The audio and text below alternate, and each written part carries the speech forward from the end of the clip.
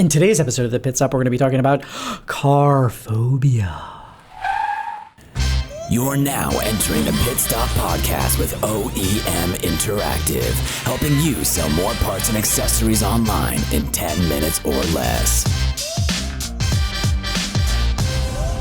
Chris, I wanted to talk to you and more importantly, everybody else out there about a recent study that, or survey that came out by Cooper Tire and Rubber that we talked about. They surveyed 2,000 U.S. vehicle owners, and the survey suggested or suggests that Americans know little about how their cars and trucks work and often feel oppressed by their vehicles. Their vehicles make them feel down and sad. But it should be a beautiful thing. It takes you from A to B very quickly, and it's usually a big investment for people. And why are you feeling so doom and gloom? Yeah. So why are we bringing this up? Why are we going to share this with everybody? And why would you want to listen to this? It's really important because the findings here are great on so many different levels, and we'll put a link here in the video on where you can find these stats. But one of the big things here was most respondents say they feel intimidated when they deal with a mechanic. And I'm sure that all of you fixed ops service directors hear this and know and feel this pain, and a lot of consumers that may be watching this are amongst some of the people that feel intimidated by when dealing with a mechanic. And it was really interesting, and it was a really kind of enlightening finding, because when you feel intimidated talking to someone, it's usually because lack of knowledge.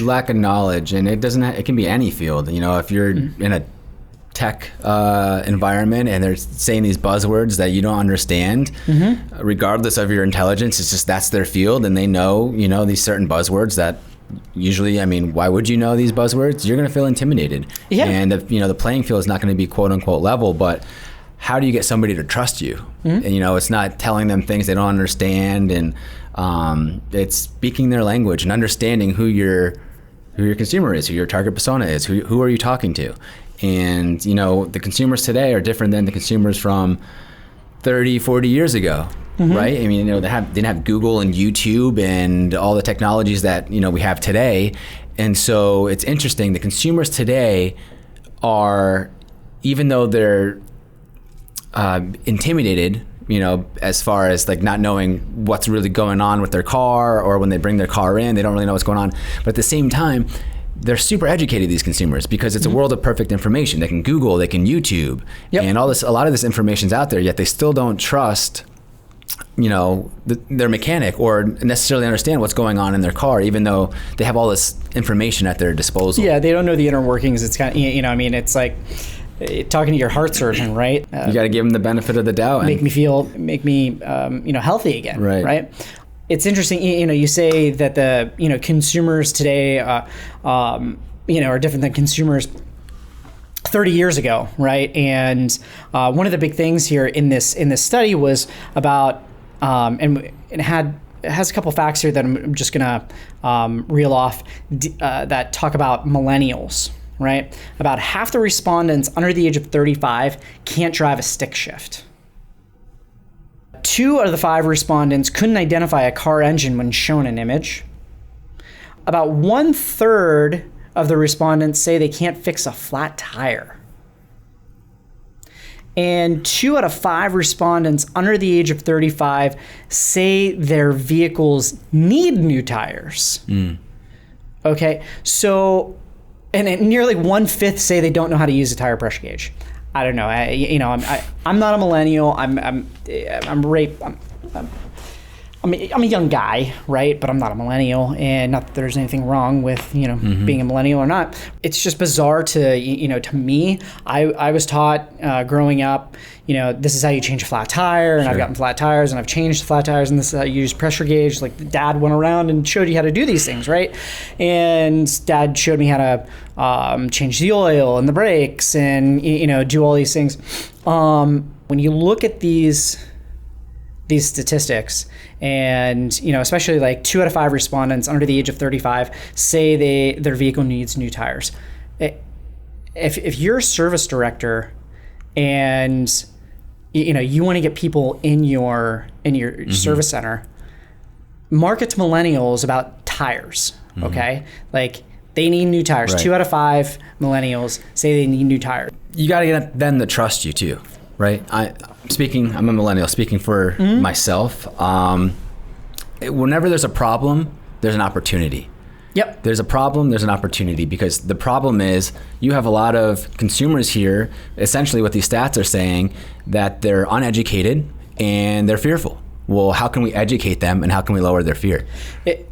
Awesome. Great point. And how can we educate them?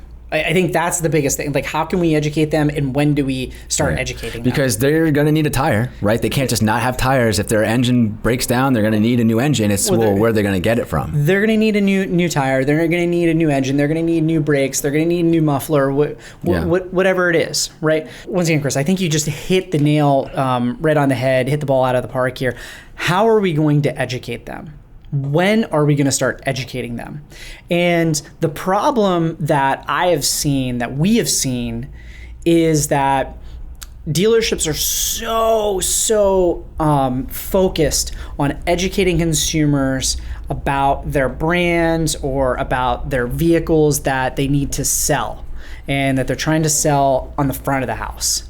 And when they need to be educating them on the service department, and what are the benefits of coming in to getting your oil changed with us, or getting your tires from us, and rather than going to a like one of these service stations, or like an Exxon, Right. One of those places, like convenience rather than expertise. As an industry, we need to continue to educate consumers about the importance of trusting the mechanic.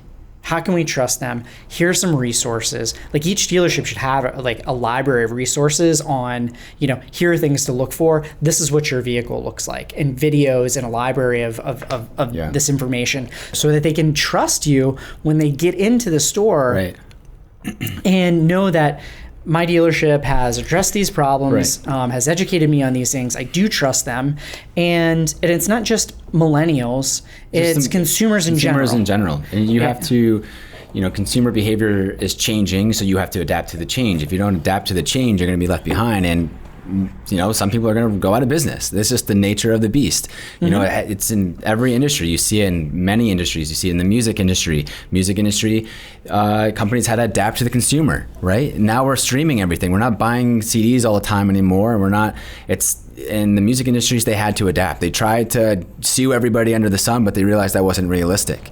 Yep. And so it's the same thing in the automotive industry. You have to adapt to, the behavior. And there's a ton of companies out there giving away free resources right now. And they're not doing it thinking that, now consumers aren't going to use this for anything because we're giving away free resources. It's the other way around. They're giving away this information, and now the consumers trust them. Yep. And so it's, don't think of it as, if we educate them too much, they're not going to need us. It might sound counterintuitive, but it's the other way around. They're going to use you more. Really, the moral of the story here is education. And there's a lot of people out there, a lot of consumers, when it comes to a service, parts, fixed ops in general, are not educated.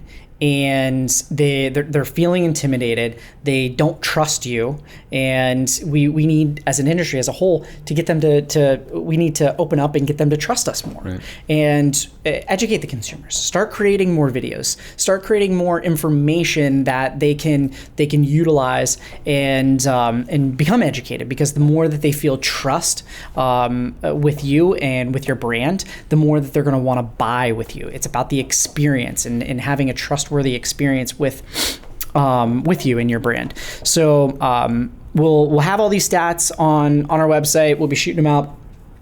They'll be there.